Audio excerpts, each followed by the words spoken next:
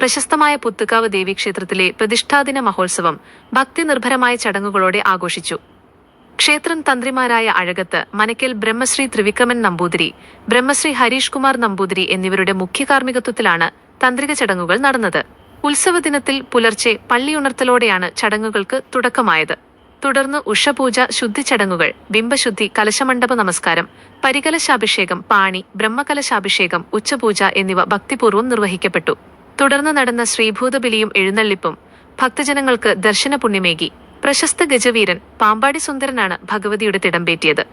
മേളവാദ്യകലകളുടെ അകമ്പടി ഉത്സവത്തിന് മാറ്റുകൂട്ടി. രാവിലെ കലാമണ്ഡലം ഹരീഷ് മാരാരുടെ നേതൃത്വത്തിൽ അരങ്ങേറിയ മേളവും വൈകിട്ട് കലാമണ്ഡലം വിനയനും സംഘവും അവതരിപ്പിച്ച പ്രൗഢഗംഭീരമായ പഞ്ചവാദ്യവും ഉത്സവനഗരിയെ ഭക്തിലഹരിയിലാഴ്ത്തി. എത്തിയ നൂറുകണക്കിന് ഭക്തജനങ്ങൾക്ക് വിഭവസമൃദ്ധമായ പ്രസാദ ഊട്ടും ഒരുക്കിയിരുന്നു.